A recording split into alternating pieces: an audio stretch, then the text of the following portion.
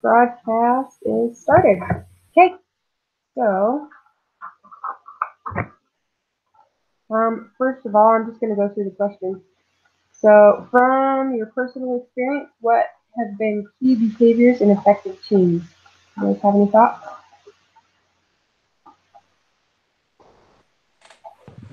What have been key facts? Key behaviors in effective teams.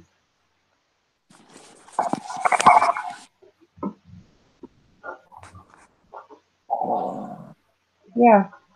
While you guys are thinking, I'll share a little bit.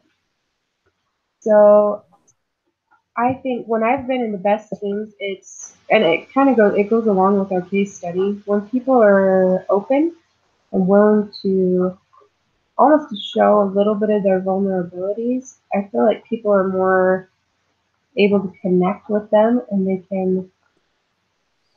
they're not as afraid of being judged. They're not afraid of asking questions. Um, and I've noticed that a lot with good leaders. They're kind of open and they're not afraid to show that they have weaknesses.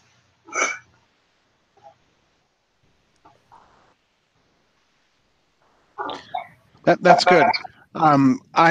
It's interesting because I've been in lots of jobs over the years, and I don't know that I really have been set up in formal teams in many of them. Oh, I mean, like at WordPerfect, we did have a team that we were on, but we were doing tech support and just answering calls all day, and so the team was just a way to kind of I guess keep all the employees kind of organized so we could keep track of statistics or things like that. And it was, I guess, based on also what we were supporting. Because we were just the basic features team, so just basic features in WordPerfect is what we would help out with. Because there was the printers team, and they'd help troubleshooting printers and other there are different teams there, installation and so on. And so we just were helping out with basic features. And so that's kind of like that's kind of why we were in a team. But we each had our own little cubicle, and we would each just do our own calls. And we would, to escalate calls, there was a second level of technicians that we would be raised to that was a different team. And so while we were in teams, we weren't really doing anything as a team per se. It was uh, merely just a organizational type thing. I see. So, You didn't have yeah. like meetings where you actually got to sit down and talk about it. Right, because we were all on different phone calls, and there was no one time that we were not on calls, that we just met as a team to talk about things. So Okay. yeah, it was just very, very, very different. Okay. So right now I work for the IRS, and we have team meetings each week, and I've been on, oh my goodness, at least 10 different teams. And yeah, the who the manager is and who's on the team can make such a big difference in how things go. And Tegan, it looked like you were going to say something. I'm sorry. Sorry, my wife was talking to me. That's okay. When it comes down to this, having effective teams, and just kind of like you were saying there, Liz, I think it really comes down to the people in that team. Um, if you get people, and just like you guys have probably these group meetings probably throughout different classes, um, that we get a lot of people in these group meetings or on teams who don't want to participate, who don't really want to put forth their best effort.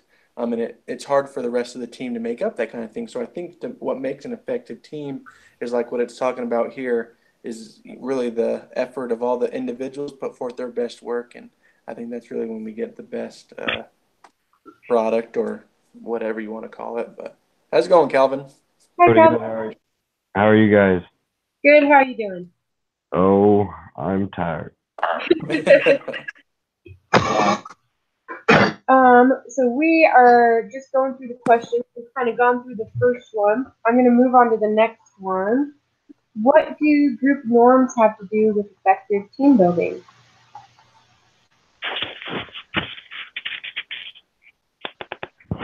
Any thoughts on group norms?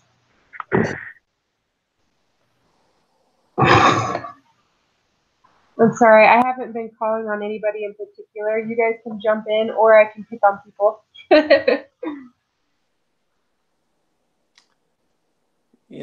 Group norms.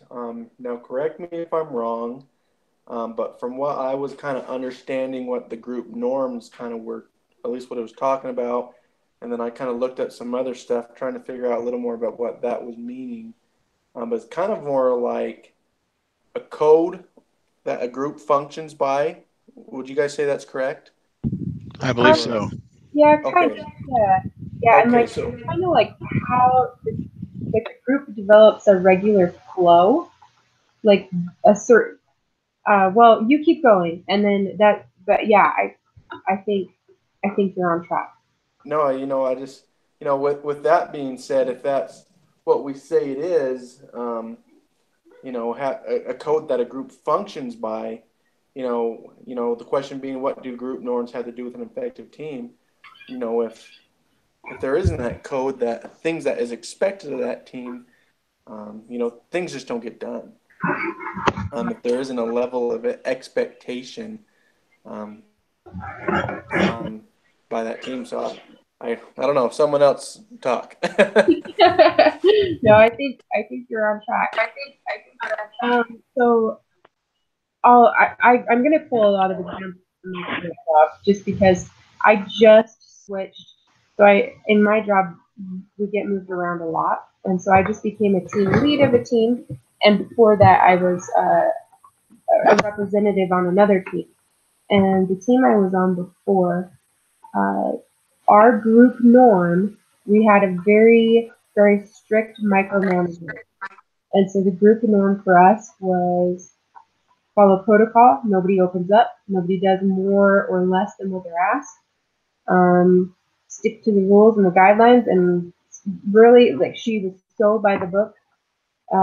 We had to really follow that. And now and so that was the group norm. And that's just kind of, if a new person came on our team, we all filled them in and said, hey, this is what we're expected to do. And that was the norm for our group. And that's just kind of how our group flowed. Anyway, my new one, it's a lot more open. People are willing to talk to each other. They talk about their day and their life, and it's a very different dynamic. And I think that's kind of how I imagined it was on the group norms, like what's normal for a group, what can be expected in their interactions. I don't know if that's accurate. That's how I interpreted it. Any thoughts, Calvin? That sounds good to me. Okay.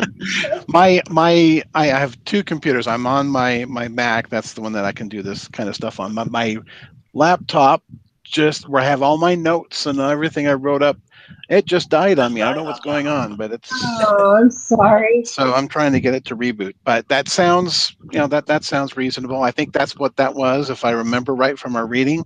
I tell you, I read so much from all my classes, I just seem to get them all mixed up. But I that sounds understand. right. I Amen. understand. Let's see here. Did you have any insights, Calvin? You got anything? Um, I'm not gonna lie. This week I'm gonna be pretty useless as far as comments go. I've We're doing a lot of night projects at work, and today's one of the first days I've had off. So Oh, I'm sorry. yeah, I'm sorry. it should be slowing down though soon. I should be more available So for do the you next work on a team or more like individually based? week. It depends on the job. Um, I'm in charge of scheduling and project management Okay. at at at the company I work for. So Okay. Okay, yeah. cool. So I found in our paper, just so you guys know, let's see. Group norms. Norms are the traditions, behavioral standards, and unwritten rules that govern how we function when we gather. So with that definition in mind, I'm just kind of going back to what you were talking about, your personal experience, Liz, Mhm. and kind of what this question is asking, what do norms have to do with effective team building? I think sometimes the norms can do good for the group and help build up the group. And then in other ways, I think it could probably prevent the group from doing their best work. Absolutely. Especially kind of like in that circumstance where, it was expected that you don't do any more, you don't do any less, you don't try to do better. If it's questions 1 through 5, you don't go on to 6, sort of thing, Right. Yep. And so I think in that aspect, it might hinder you a little bit, but Oh, absolutely. Well, and people on that team were so afraid to ask a question because often the manager would say, "You should know this. You should know that." And so, and that approach, I mean, people would say, "Well, I'm just going to do what I think is right and hope for the best." You know what I mean? And it's right. yeah, I think something that stuck out to me when I'm reading this article is they said uh, a lot of times you could expect, like, if you analyze the team, they had majority of successes or majority of failures. There weren't teams that had an even mix. And I think the group norms have a lot to do with that. Um, I think the way that we interact with each other plays a big role. So the other part to this question is, what would you say your current group norms for us, B321 Group, include? Are they healthy? If not, what could be changed? Well, I'd say that we're pretty much in our infancy. This is only our second meeting. We I know, haven't that's what really I established thought. too many norms yet. In fact, we haven't had everyone in a meeting yet. So we are still kind of forming. But I think that what is expected and hopefully what we bring to the table is our honesty, our diversity, our different opinions and experiences in a constructive learning environment. And so far, I think that we have done that. We all just take turns sharing our thoughts or our opinions or our experiences, and we kind of learn from each other. And what I love about these meetings is how you get a different person's perspective because of the different experiences that we've all had. And it is really nice. And that's one of the benefits of working in a team is that, you're so used to the way you think, the way you process things, that when you hear a different perspective from someone else, it kind of broadens your horizon. You go, oh, I never thought about it that way before. And that helps you to think about other possibilities or whatever it is that your team's goal is, that you have other ways of looking at that. Absolutely, yeah. And that reminds me of the paradigms. Like you think, oh, this is how it is. And then somebody else will comment and we go, oh my gosh, oh, I didn't even think about that. Yeah, that's perfect. I'm going to go to our next question unless anybody has other info they want to add to that. Is that all right? Yep. Okay. How does psychological safety in a team increase overall effectiveness? What are the roles of communication and empathy in creating psychological safety? You want me to read it again? I have a question. Yeah.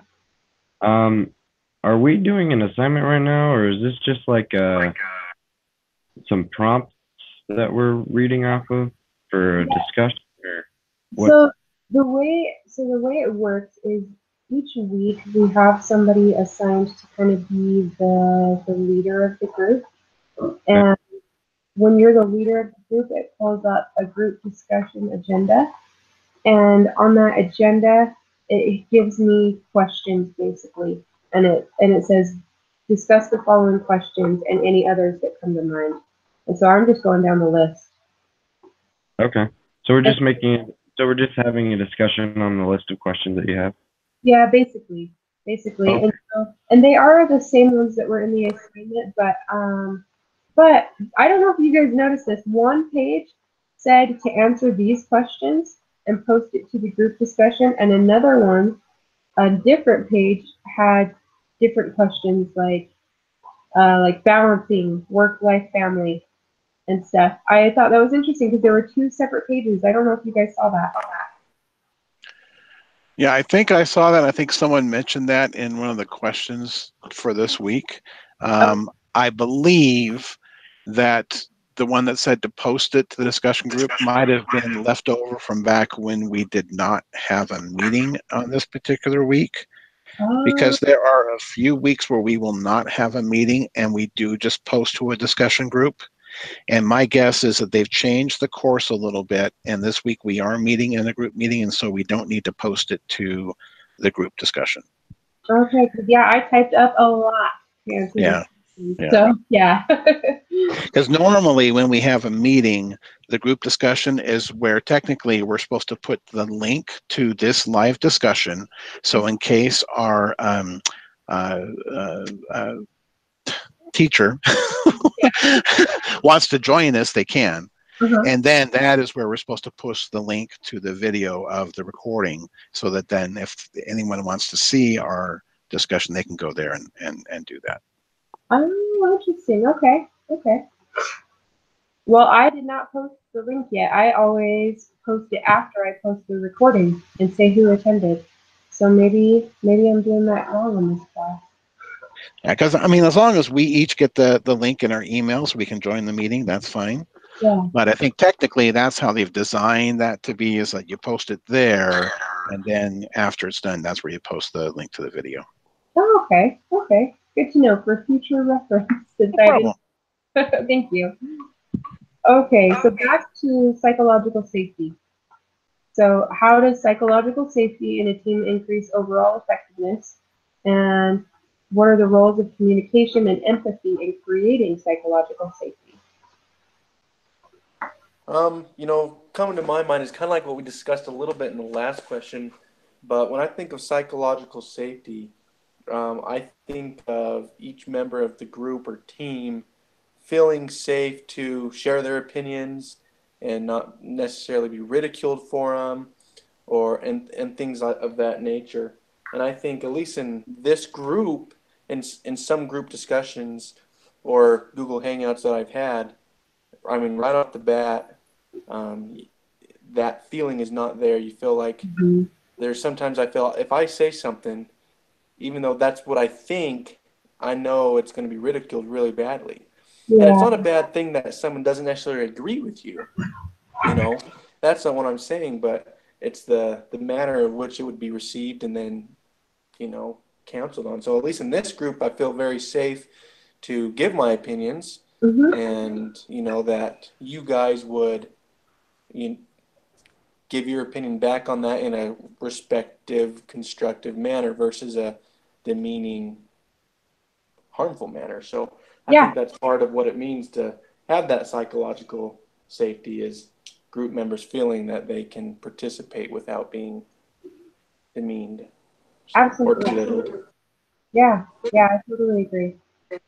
Yeah, I think approach, because you can disagree with somebody and have a tactful, and some people don't attempt that, and that makes a big Right. difference. Any other thoughts on psychological safety? My computer's still trying to come up, but if I remember right, um, the it's how you reach to a comfort level within the group where you're willing to share some of your shortcomings.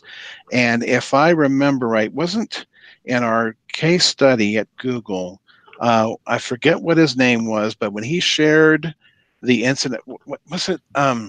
My goodness, why is my brain not working today? Are you? He had a terminal illness or something like that. Is that right? Hey, yeah, cancer. I think. Yes.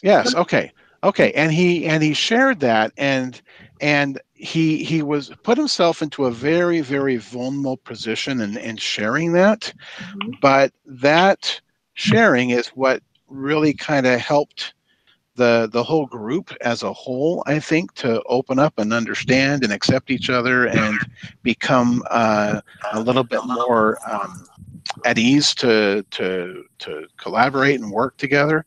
Does that make sense? Yes, yeah, Absolutely. absolutely, absolutely. So I found a part in the paper that talks about it. Let's see. Um, they said psychological safety is the most important factor to having a good team. Um, let's see. It has to do with like turn taking instead of one person dominating, and average social sensitivity, which is like being able to read each other's emotions. And um, you know, if somebody feels like they're, bless you, Thank you. if somebody feels threatened or put out or something, to be able to read that and maybe back off and let them express their thoughts or something. Um, yeah, so I think you nailed it. Okay. Awesome. Okay, I'm gonna move on to the next one. We don't have to take a full hour, right? I think we just have to cover all the questions basically. I think so. Okay. Next one. So just so you know, we have 2 questions left. Next question is, how does sharing personal experience and being vulnerable influence team dynamics? And think of example, and that's the guy that you just talked about. Okay? And do you have any personal examples of this in organizations you were involved in? So how does sharing personal experience and being vulnerable influence team dynamics? You know, I think when I think about becoming vulnerable, sometimes that, I think, oh, I just lost my train of thought. It makes you look like it makes you look like a real person to these people. Mm-hmm. You know, when they get to know you a little better and see the things you've struggled in or have had to go through, or even things that you've done in your life, it opens you up and opens them up with you to more of on a personal relationship and basis. And I feel when you get to know each other like that and you do it in a respective, good way, in an appropriate way, um, the effectiveness of that team could really increase. So, Yeah, absolutely. I can't remember if I talked about this last time, but I've been listening to a book called The Culture Code, and it's all about like healthy team dynamics and cultures. And it was really interesting. Our paper hit this, and the book talks about it a lot. But exposing a vulnerability when you're in a leadership position is a really, it makes your team more comfortable with you almost immediately. You know, if just like what you said, you become more human. You know what I mean? You're more relatable, and so you say, "Hey, I'm not perfect. I have a weakness," and it makes it a lot easier for people to connect. I think. yeah, because the team's like, oh, hey, look, this guy's going through some of the same stuff I'm going through. Mm-hmm. It's just, Yeah. Yeah. I think one of the key things that it does is it breaks down that invisible barrier between the team members. Mm-hmm. Because you do, when you have all these people that come together in a team or a group, and they have all these different backgrounds, they have different cultures and where their perspectives are coming from. People might be afraid to say much, or to say something in fear of being offensive to someone or something like that. But when someone shares a personal vulnerability like that, when they kind of open up themselves to the group, I think that helps to break down the barrier, not just for that person, but for everyone in the group, because they feel like, oh, wow, look what he just did. I feel for him. I appreciate him. I think we all can appreciate what he's going through. And I think it kind of brings down those barriers a little bit. And as more people open up and share their things, those barriers just completely disappear. And I think that is what helps those particular teams to be really successful and work, and to be able to contribute and not worry about, maybe this sounds dumb or whatever, and people can pull from those ideas, whatever they are, and kind of work together in a kind of a synergy type of a thing to come up with new ideas and solve the problems that are before the group or whatever. Yeah. Yeah. Perfect. I think we are all on the same page. We got it. Anything you want to add to that, Calvin? Yeah. I mean, one thing I've noticed at work is when there's an employee or somebody on a team that designates himself as the know-it-all or you can't tell me what to do because I know how to do it better than anything like that. It definitely creates barriers and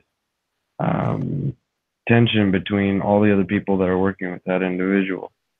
Um, it creates an abrasiveness that it's really hard to get over once that's established.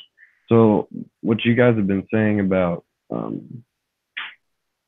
sharing, maybe not your vulnerabilities, but sharing like who you are and what you're good at, what you're bad at. It definitely helps people to trust you and understand how they can rely on you and what they can't rely on you for. So I agree completely with you guys. Okay, awesome. Yeah, Good thank point. you. What was that, Paul? I'm sorry. I was just saying, good point. Oh, okay. Sorry. Okay. Last question. What can you do as an individual to initiate effective team behavior? Can you read that again? Yeah. What can you do as an individual to initiate effective team behavior? I think it kind of goes back. I'm thinking kind of like the golden rule: treat others the way you want to be treated, almost. Mm-hmm. And so, if you want others in your team to be effective, you need to be effective yourself. You need to work hard. You need to treat others with respect. You need to do everything you can do and do that yourself. And hopefully, everyone else does the same thing. But I think definitely through example and doing it first yourself, first work on yourself and then work on building up others as well. But, you know, Yeah, I think that's excellent. Yeah, I agree. I think just trying to do what you can to make the environment as conducive to collaboration, helping people to be able to express their feelings and get their word out, whether it is asking others their opinions. If I'm in a meeting and one person's kind of dominating, but I'm going to try to interject what I can, and I might just look around the room and say, hey, Tegan, what are your thoughts about this? And that way I can kind of bring others involved, as long as I don't call them out when they don't want to be called out, I guess is a concern. But, Right. that's something that one might do to try to help to build up that collaboration within the team, get others involved. Yeah. Yeah. I have a thought on that. Unless Calvin, do you have anything you want to point out there? Yeah. The question was, what can you do to can you read the question again? I have an answer. I'm just trying to Yeah, remember. fine. You're fine. Um, what can you do as an individual to initiate effective team behavior? Yeah. So this actually made me think of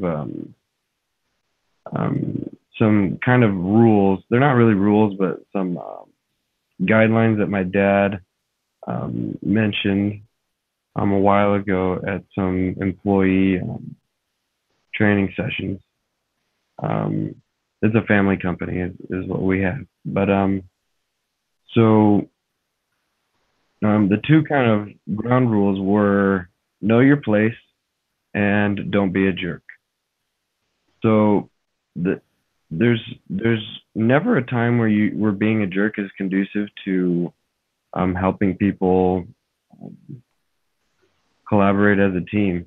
Mm-hmm. So that was rule one, to basically just be happy. If something isn't going the right way, then you need to discuss it. You need to talk it out. You need to figure out what the problem is. But the second anybody starts being a jerk is when problems come up, and resolving that issue just gets more and more complicated.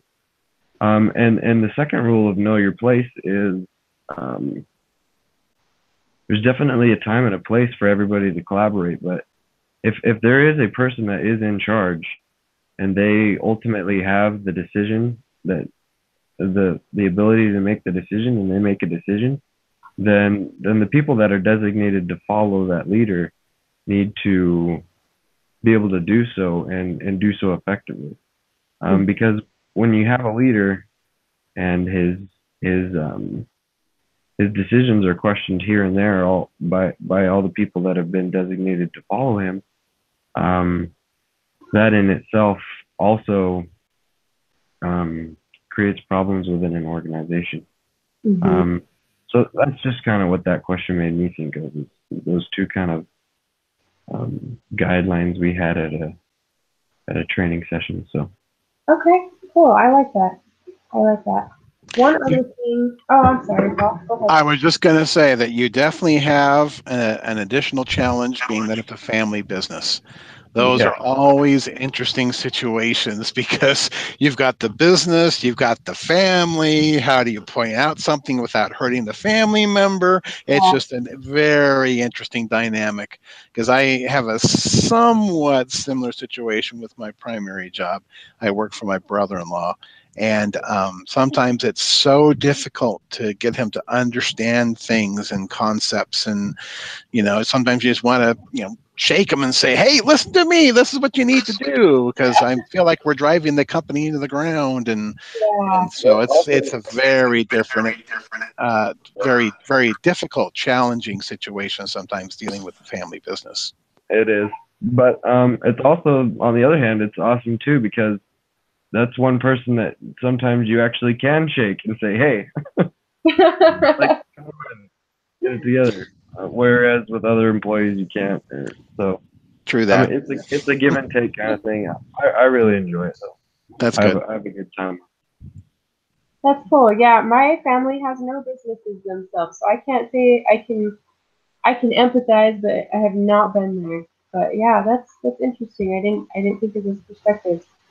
The one thing I was going to add to that question real quick. Um, I've been experimenting with all these things since I've been a team lead in the last week and well, almost 2 weeks. I think what's helped my employees to connect to me is I've tried to get to know them individually a little bit as well, personally. You know what I mean? So I know a little bit about their lives, what's going on with their family, and I'm not crying or anything, but if I see a picture on their desk, I'm like, oh, is that your dog? Or, and then we have a little chat. And I think having little things that I can come back to. So then if I come up, then I could say, oh, uh, how's Rosie doing? It's little connections and little things outside of work, I think sometimes help us to have those relationships. Yeah, sure. I agree. All right, guys. Well, That's fantastic. thank you. Is there anything else you guys want to say to conclude? We've covered our questions. I think we're good. I think we're doing pretty well. Yeah. Yeah. Just plan on the same time unless anything changes. Yeah. Yes. Guys, so, who do we want to be the team leader next week? What was that? I should be able to. Okay. Okay. So I'll let you know. Okay. But I should be able to. Okay. Yeah, we're supposed to pick a team, and I forgot to look at it. I don't think we turn it in, but I think Yeah, we're good. I forgot to do it too. Yeah, yeah, no worries. I think we're doing pretty good just designating ourselves. So I think at the end of each meeting, we can just say, hey, who wants to take it? So, yeah, you want to take it for next week, Tegan? Yep. Okay. And then Calvin would take the next one after that, logically. Yeah. Sure. Okay. Is it only us? Is it only us four, or? There's two others. Kylie was real responsive to email, but I'm not sure what happened there. And in fact, you know what? I've been doing a group text. Calvin, can I add Oh you? yeah, if you could add me, that'd be great. I'm definitely much more Okay. available through text. Okay, good. I'm in the field a lot, and I can't check my email. So Right. Okay, give me a sec here. Okay, what's your number? 360-770-0249. Okay. let's go ahead and end the recording. And when you post this, you might want to chop off that very end of it. Oh, okay. I mean, the only one who's going to see this is whoever has a link to the discussion, but I don't know if we need to be Oh, sharing Calvin's phone number everywhere. sorry. I'm sorry. I didn't even think about that. I didn't think about it until it started happening. So Yeah. If you have any electrical issues, go ahead and call me at that number. there you go.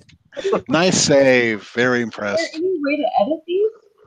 Well, I know when you post it onto YouTube, you can go to, I think it's advanced edit, and you can clip off the very beginning or the very end of the video, I think, pretty easily. I have to get to another group meeting, so Okay. it was great talking to you guys. Nice to meet you. Okay. Yeah, thank you, everybody. I'll see you soon. All right. Sounds good. Okay, All take care. Bye. Okay. Bye. Bye.